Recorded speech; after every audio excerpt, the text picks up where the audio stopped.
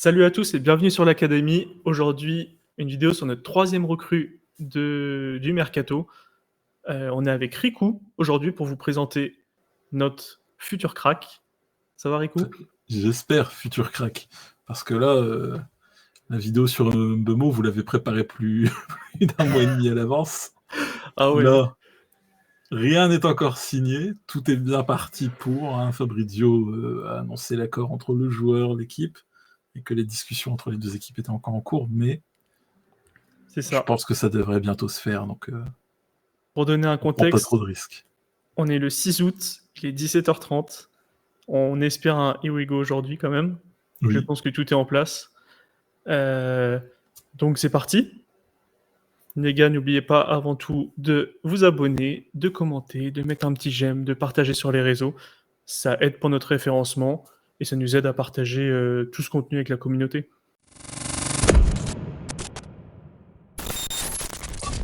Alors les gars, Šeško, c'est qui ? C'est le diamant brut du football slovène. Il a tout juste 22 ans.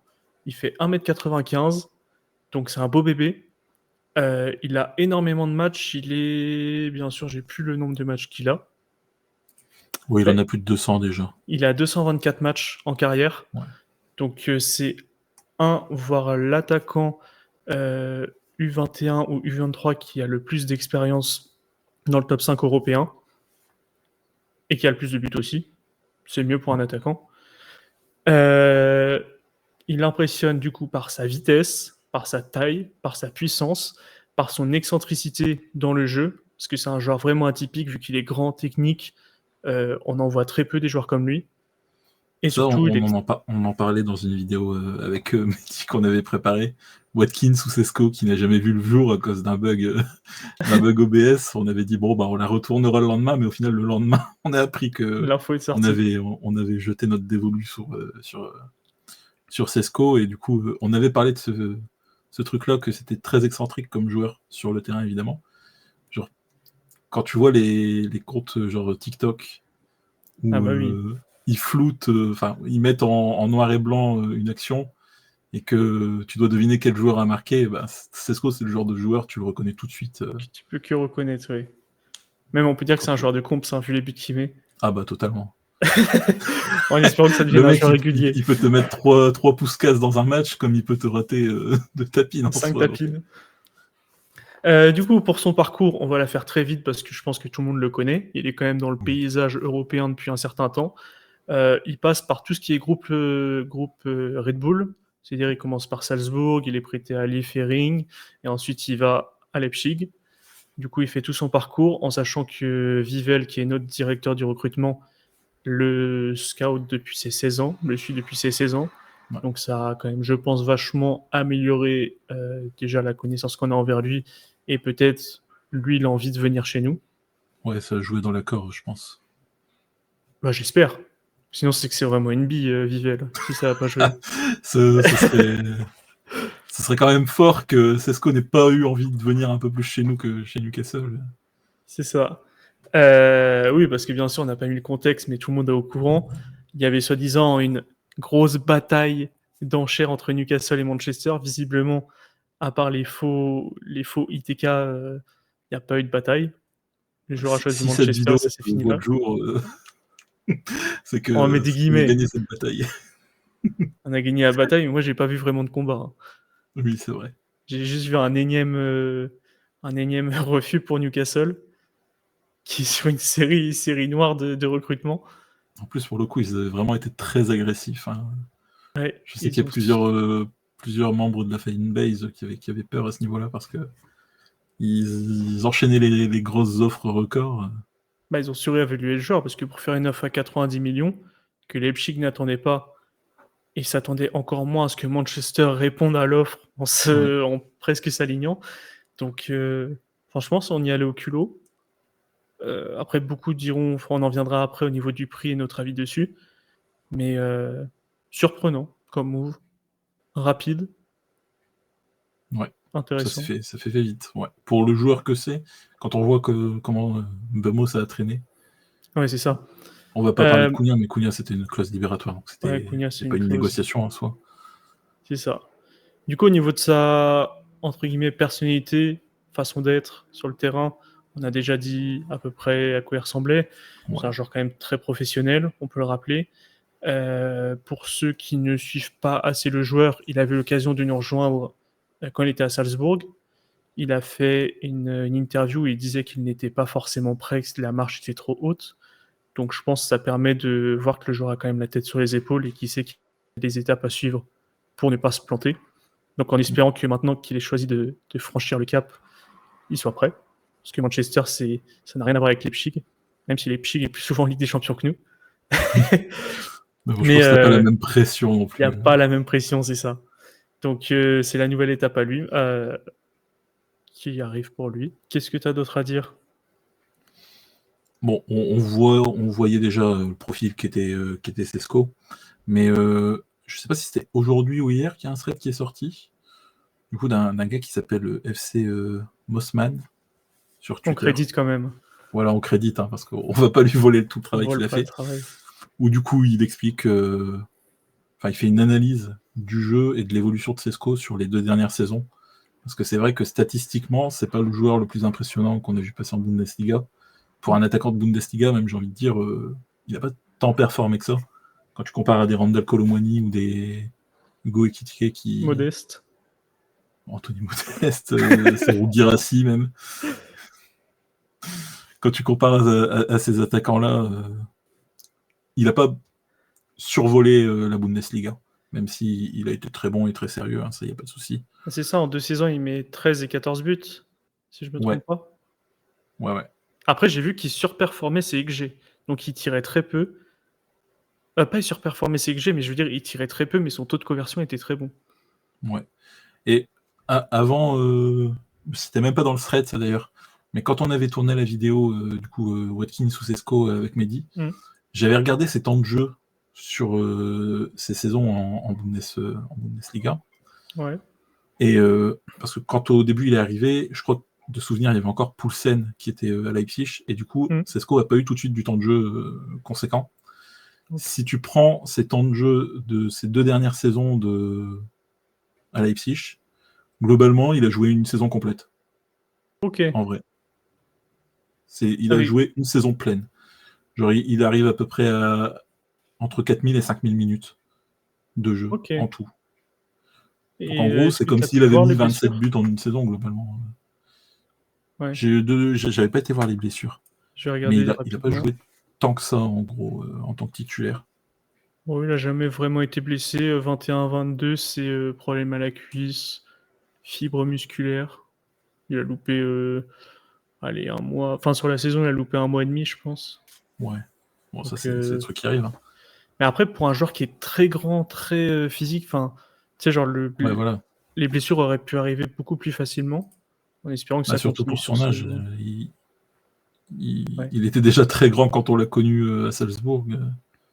S'il a eu une poussée de croissance comme ça, ça aurait pu être dangereux au niveau de ses genoux. Mais bon. Je pense que, vu les caractéristiques physiques du bonhomme, ça n'a pas l'air d'être un problème. Ouais. Parce que c'est vraiment une bête physique, hein, 1m95. Il se fait pas beaucoup bouger. Il est hyper rapide. Très bon jeu de tête. Une frappe. Vous aurez vu les highlights passer. Des frappes à 30 mètres du but qui finissent par trouer les mains des gardiens. Ça fait du bruit souvent. Quand tu mets le micro dans le but, ça fait peur. Oui. C'est terrifiant. Il a un gabarit, du coup, un peu à la Erling Haaland, mais en beaucoup plus mobile, quand même. Bah, il est plus à l'aise techniquement, plus souple. C'est ça, il est plus agile. Ouais, plus agile, voilà, c'est le mot que j'ai cherché. Après, on peut parler surtout la partie la plus importante du thread, c'est surtout qu'en 2 ans, il a été formé à 2 styles différents. Ouais. Le premier, c'était vachement être en surface, conclure, faire de la présence, des gros duels, un peu jeu de haut but. La deuxième saison, il jouait beaucoup plus bas, il allait chercher beaucoup plus de ballons, beaucoup plus de pressing. Beaucoup plus au jeu, ouais. Là, il participe plus, il monte la balle, enfin, il aidait à remonter la balle. Donc, il a des stats de construction et de participation au jeu qui sont bien meilleur. J'ai pas regardé sur FBref, mais forcément, ça va être bien meilleur. Et ça montre sa polyvalence, je trouve. Bah, c'est ce Et qui était dit nous, dans le ouais. thread. En fait, c'est un joueur qui combine 2 styles de jeu, totalement différents, ce Mm. qui peut être un super avantage pour nous, Et du coup, selon on est comment allé tu un le fais peu plus jouer loin. avec Kounia Mbeumo. On est allé un peu plus loin pour comprendre pourquoi il y a eu un changement de rôle comme ça. Ouais. Et en fait, c'est qu'on s'est rendu compte que la première saison, il jouait alors soit en 3-4-3, soit en 4-4-2. Et la deuxième saison, il jouait en. C'était quoi déjà? 3, Ah 4, oui, 1, 2. 3, 4, 1, 2. Non, 3, avec 4, 2, 1. Openda à côté de C'est lui. avec 2 10 et oui, voilà. Et du coup, il y a Openda qui était beaucoup plus le 9 et Sesco devait tourner autour. Donc c'est ça qui a fait la grande. Enfin, qui pour nous fait la grande différence du changement de rôle et de lui apprendre de nouvelles palettes et facettes de jeu. Et c'est ça qui fait qu'il n'a pas forcément explosé aussi d'une saison à l'autre, parce qu'il a complètement changé son jeu d'une saison à l'autre. Mm. Donc, un peu plus compliqué de s'y retrouver. Et après, statistiquement, ce qui est aussi hyper important et cool, c'est qu'il fait 1m95, mais il sait utiliser sa taille pour finir de la tête. Ouais. Ce qui, dans notre dispositif à nous, serait quand même redoutable. Parce que tu vas être amené avec tes pistons et tout à avoir beaucoup de centres Beaucoup et de centres, ouais. être présent, donc ça va être super bien. Enfin, j'espère pour Ça va lui. être bah là, pour le coup, ça va surtout être au centreur de faire le boulot, hein, du coup. Théorie. Après, je pense que ça va. Hein. On a connu Weghorst qui faisait 2 mètres, il n'était pas capable de mettre une tête, hein, donc. Après, je disais ça va parce que je pense que les centres vont arriver. Je pense que Oui. là, on a quand même des Oui. joueurs, en l'occurrence d'Acuna, Bruno, Bemo, même Dallo a une capacité de Ah, centre qui est pas mal. mais Dallo, c'est centre au troisième poteau, là. Je retiens que Dallo, c'est lui qui fait le centre pour la retournée de Garnacho. Ouais, mais le retourné de Garnacho part d'un centre raté de C'est Dallo. un centre un peu trop loin. C'est pour ça qu'il fait une retournée, hein, parce que normalement, Il tu s'est tentes pas adapté. ça. Non, mais en vrai, je pense que ça va quand même. Et même, t'as Ahmad, Oui, Dorgou, je sais Ahmad, pas trop sa Dorgou, capacité de il centre. a l'air pas mal, hein, en centre aussi. Après, moi, je miserais pas sur la qualité de centre de Diego León. Hein. Mais c'est Non. que... c'est qu'un avis. Il y a Luke Shaw, s'il joue, il peut envoyer Ouais, des beaux centres aussi. ouais, c'est vrai. Du coup, les gars, on a oublié de vous dire, mais bah, dites-nous en commentaire, vous, ce que vous en pensez, si vous serez allé sur ce profil. Et surtout, à ce prix-là. Oui. J'en reviens là, Riku. Qu'est-ce que tu nous dis? Est-ce que pour toi, c'est abusé? Est-ce qu'on n'avait pas le choix? Est-ce qu'il y avait mieux à faire? Qu'est-ce que tu en penses? Alors, pour les 2 premiers, est-ce que c'est abusé? Est-ce qu'on n'avait pas le choix? Donc, ben, oui pour les 2. C'est forcément cher, parce qu'on parle de Sesco, un attaquant qui a encore un peu tout à prouver, parce qu'en Bundesliga, ça va encore, tu peux stater sans trop de difficultés. On l'a vu avec plein d'attaquants différents. Là, tu arrives en première ligue à Manchester United. S'il nous fait les mêmes stats qu'il fait à Leipzig, si là demain, Sesco il met 15 buts sur la saison, moi je serais très content déjà. Pour moi, ce sera une saison réussie. Je sais pas toi. En tout Bah, cas. après, comment on appelle ça? Pour dédramatiser sur le prix, des neufs, ça devient quand même compliqué à trouver. Ouais, c'est Des pour ça neufs jeunes. que je dis oui et non, tu vois. Parce que ça fait cher pour le joueur que c'est, parce que forcément, à ce Hmm. prix-là, tu pourrais avoir d'autres joueurs, mais en neuf, il n'y a plus personne sur le marché. Là, on a vu, on était en concurrence avec Newcastle qui a envoyé la plus grosse offre de son histoire pour essayer de l'avoir, alors Ouais. qu'ils ont déjà Alexander Isaac. Euh, Quand tu as Bah une concurrence oui, pareille, tu n'as pas le choix, tu vois. Tu es obligé de mettre l'argent. oui, t'es quand même Leipzig qui est un très bon vendeur, qui a beaucoup d'argent, donc qui n'a pas besoin de vendre, donc ça monte sa valeur. Ouais. Qui va, je sais pas s'ils sont en Ligue des Champions cette année. Non, non, non, ils sont pas en Ligue des Champions. C'est justement pour ça que Qu'ils ont besoin Simons de vendre un peu. Ouais. et Sesco étaient sur le marché disponible. Ok. Ils n'étaient pas activement en vente, tu vois, mais s'il y avait des offres, ils n'avaient pas le choix de les vendre. Ouais, voilà, parce que mine de rien, du coup, c'est un neuf, 22 ans, très jeune, prometteur, qui est atypique, qui est international aussi. Ouais. Même si c'est slovène, t'es quand même international et tu représentes déjà quelque chose pour ton pays. bah, ça fait forcément monter la valeur. Et en comparaison, tu as que ce que Liverpool a fait et Ekitike. C'est le seul qui est à peu près comparable. Je parle pas dans le style, mais dans l'âge, poste et tout. Ouais, Même si lui est plus 9,5. Et c'est 90 millions. 95, ouais, avec bonus de 15. souvenir. Donc, en fait, moi, je pourrais pas me plaindre. Parce que c'est soit tu investis sur un joueur plus bas de gamme, plus vieux. Par exemple, Watkins, c'était 60. Ouais. Tu sais pas si 60 ça millions fonctionne, de livres, pas de livres. d'euros. Hein. Donc ça fait 70 millions d'euros, donc 20 millions d'euros d'écart pour un joueur qui va, vu qu'il a 30 ans, Ça se allez, je trouve, lui il va donne nous faire 3 deux ans. bonnes saisons. Et puis, ouais, voilà, c'est ça. 3 ans, et t'es à nouveau dans la merde en devant rechercher un autre attaquant. Alors que là, ok, c'est un pari. Pari risqué parce que c'est 90 millions, 85 millions d'euros.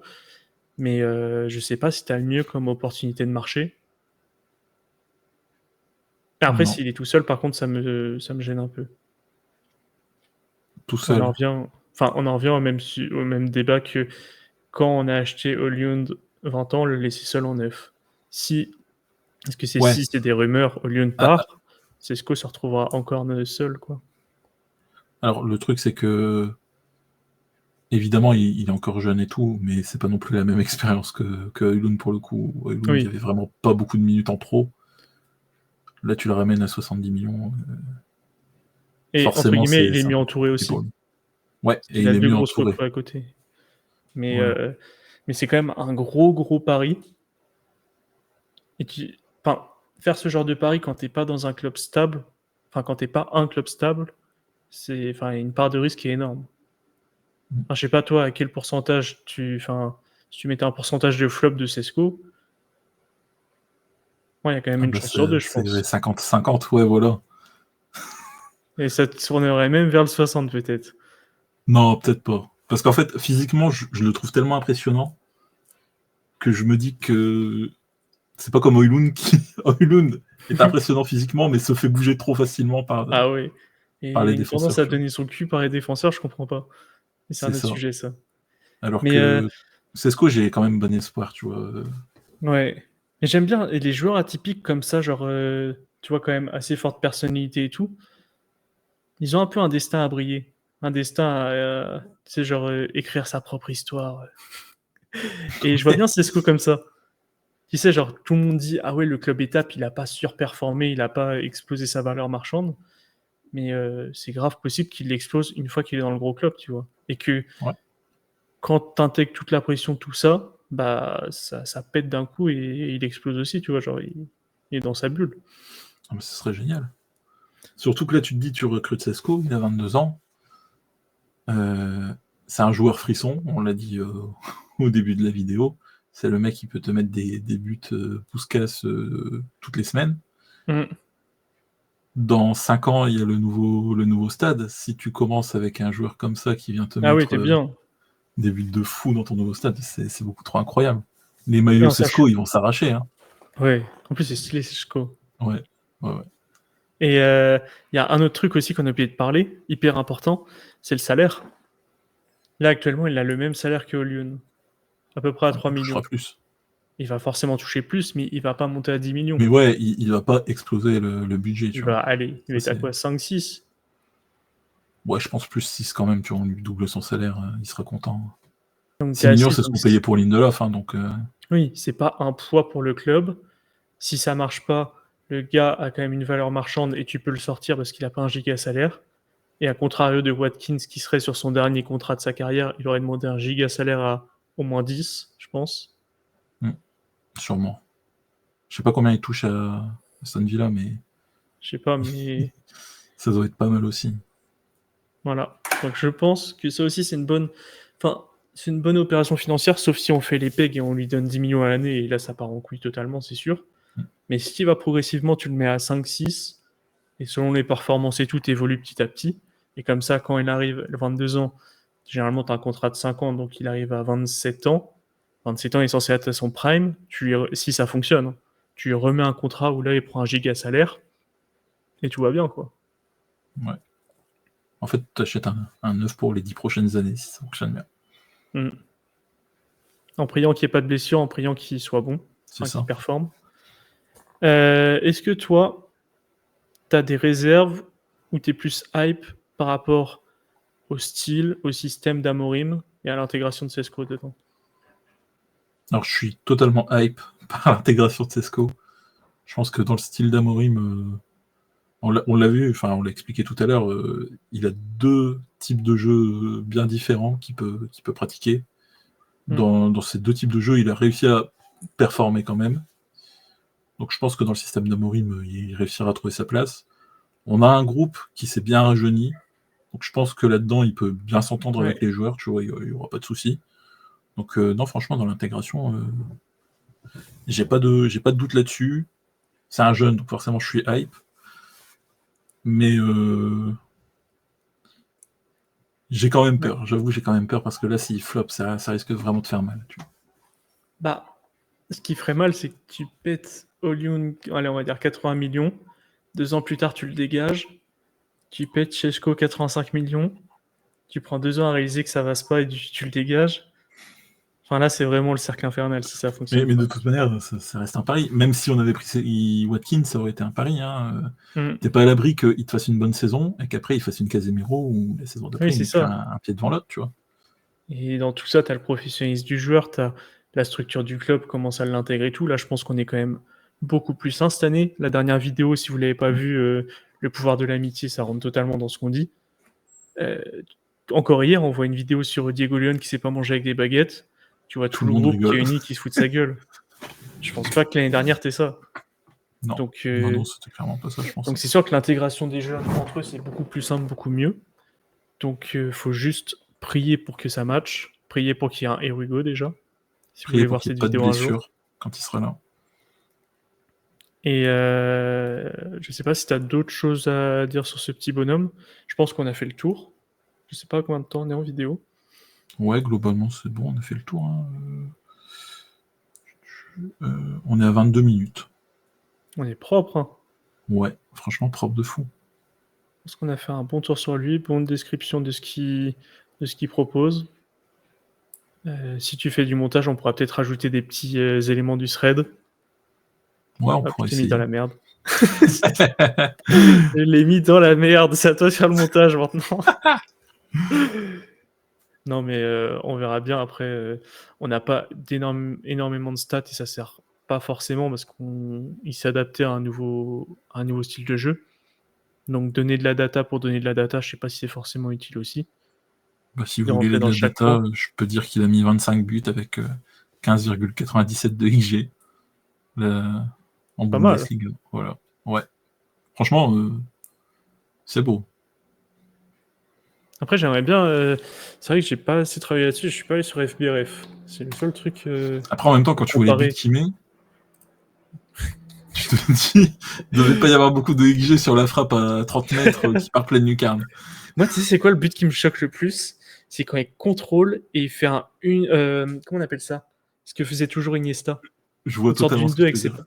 pas. La croqueta, là. Ah, une croqueta, voilà. Il fait une croqueta Oui, sur le oui. goal et il finit. Et il finit. Ah, c'était magnifique, ça. Il y a le but aussi contre la Juventus où il contrôle, il envoie une Oui, barre. Oh là là. il envoie Alors une qu'il y a 2 patate. mètres du but. Et il y a une frappe de loin où il casse le filet. Et vraiment, il y a le micro dans les buts, ça fait pas. Ouais, non, franchement, t'as Bah, ça. FBRF, heureusement qu'on ne l'a pas mentionné, c'est pas si fou. Mais après, oui, c'est qu'on. Oui. Parce que s'il était repositionné, c'est sûr que plus bas, contrairement à d'autres numéro 9, si t'es en comparaison avec Haaland, c'est sûr que ça va baisser tes stats. Puis, ce que je viens de me souvenir de ce que j'avais lu dans le thread, dans le thread aussi, c'est que bah forcément, jouer plus bas, ça le fait courir beaucoup plus. Mm. Il faisait beaucoup plus d'efforts, il participait beaucoup plus au jeu, il participait beaucoup plus au pressing aussi. Forcément, un attaquant qui est pas habitué à courir autant, tu vois, forcément, il se fatigue plus vite. Et donc, Et le vrai c'est pas 9 était forcément. Openda aussi. Ouais, c'était Openda, Donc, du coup. il a 7 passes D en Bundes, il est aussi délivré, quoi. Mm. Alors que là, ça sera à lui de finir.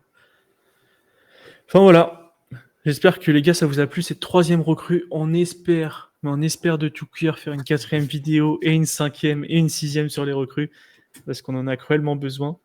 Et Parce qu'on on a a cruellement de 160 l'argent. millions encore. on est à flot là. On est dans les règles du PSR. Après, je sais pas si tu as vu Fabio, je sais pas si tu as vu la suite de son tweet, où il expliquait, c'est qu'on a le droit à 160 millions, mais c'est le premier des abrutis qui dépense 160 millions d'un coup, bah, il est dans la merde sur les prochaines années. C'est Oui, une sorte forcément. de réserve de cash financière, quoi. Si on n'arrive pas Mais bon, si on à met aller Baleba, régulièrement en Ligue des Champions, c'est ça. Si on claque tout sur Baleba, ça me gêne pas. après les 160 millions, en soi, tu coupes le transfert en plusieurs Oui, voilà. versements, ils partent pas tout de suite, hein, les 100 millions de Baleba. C'est ça, et on va rentabiliser avec les maillots, on va en acheter 4-5 par personne. Voilà. Bon les gars, on a été complet, on a tout dit sur Sesco. Maintenant, on attend votre avis en commentaire sur les réseaux ou sur YouTube.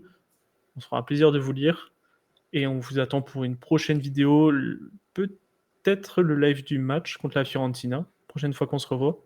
Ouais, il y aura le live du match contre la Fio, il y aura la preview de Oui, la les saison, hein, pronos parce que c'est dans dans 10 moins de jours. 2 semaines hein, maintenant. Hmm. Voilà. Sur ce, les gars, merci d'avoir été là, merci de nous soutenir. Et à la Madrid, c'est le gars qui whippine tout. Et à bientôt. Ciao. Ciao.